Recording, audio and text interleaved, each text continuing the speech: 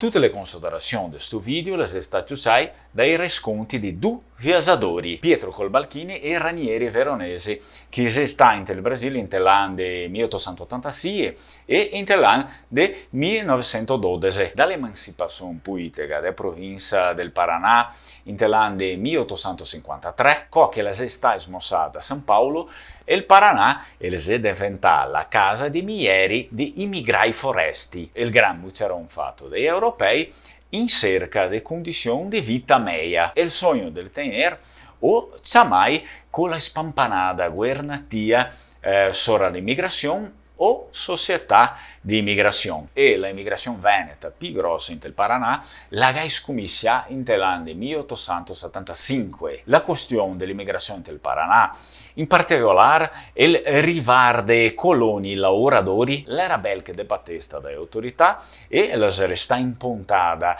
che fa una soluzione per cercare la volta in dei problemi legati alla bassa densità di popolazione e anche per sbloccare fuori la mancanza del lavoro mia schiavo. E ti vuoi sapere di più? Allora noi stiamo andare via, metti nel mi piace sopra il video, iscriviti sopra il canale e anche sparpaglia il contenuto che così ti si deve dare una mano alla lingua veneta. E mi chiamo Fernando Menegatti, sto qua è il canale Lengua Mare e ciao, sì, benvenuto. E al causa della situazione, il ha provato a promuovere l'immigrazione sulla costa del Paraná. Ma una serie di problemi che fa clima malsano, mancanza di conoscenza e il condurre per tirarsi su con le malattie tropicali, i rovei delle culture e la manca di mercati di frutto, il ha fatto dell'esperienza una vera stupiata e l'esperienza a Tombolon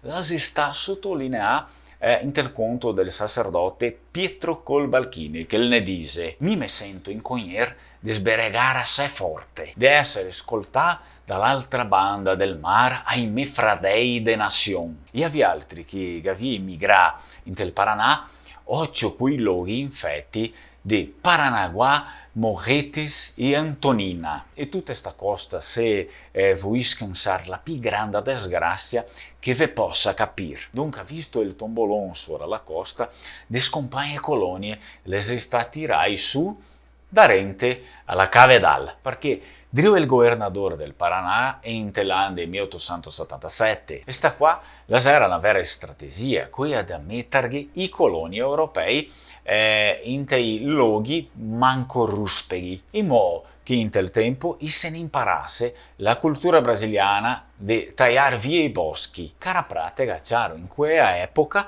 per essere buon da colonizzare il terreno nazionale, a vuol dire per farsi su paese e città. E sempre Driu il governatore, i coloni non gli appariano una scaga cosita per via del brutto lavoro se noi fosse miesignacai da soi rento il bosco. E così la colonizzazione in la periferia di Curitiba la si sta renzata fuori e la cura degli anni 1870, 80, 90 la si è segnata con le slanegarse dei insegnamenti dei immigrati, giungendo che l'appice della politica di immigrazione del Paraná sono insionati dal governo provinciale. In queste colonie i testi mettessero in alta la conservazione del botto intoccata di alcune pratiche ancestrali che fa l'opera della lingua regionale di origine e qua se discorremo sulla lingua veneta, religiosità, associativismo comunitario,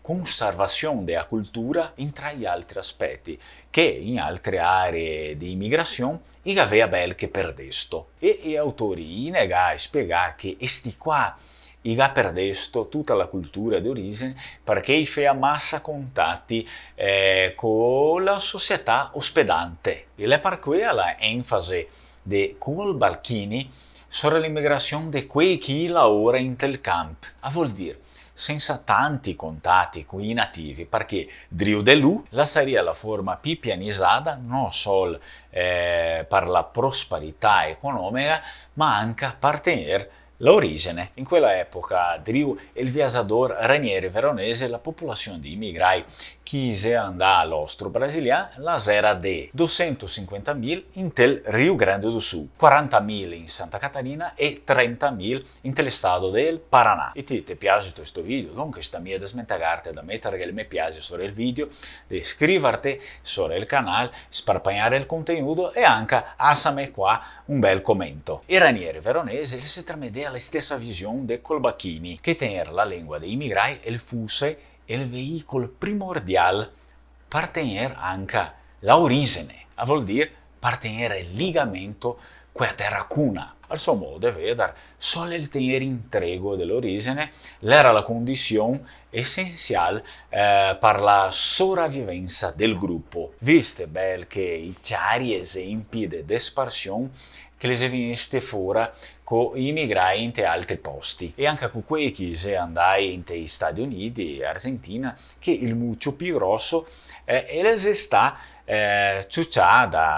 dalla cultura locale e così chiaramente iga perdesto il legamento con la terra cuna. Dalle 45 colonie che le aveva la presenza veneta alla cua del XIX secolo e al cao del XX secolo. Rento il stato del Paraná, i nostri autori qua in quel tempo ne hanno fatto schiasso sora quede Água Verde, Pilarzinho e Santa Felicidade. Presentai che fa le più ricche e prospere, perché le più grandi e che le secata in gran buona posizione di sgrandimento economico. In tei casi delle prime praticamente in tel quadro urbanistico della Cavedal, anche sapendo che dei progressi e dei coloni si lamentea della perdita delle caratteristiche reitae. Il medesimo col processo di nazionalizzazione dei costumanze per via del contatto con la popolazione brasiliana, come che le scrive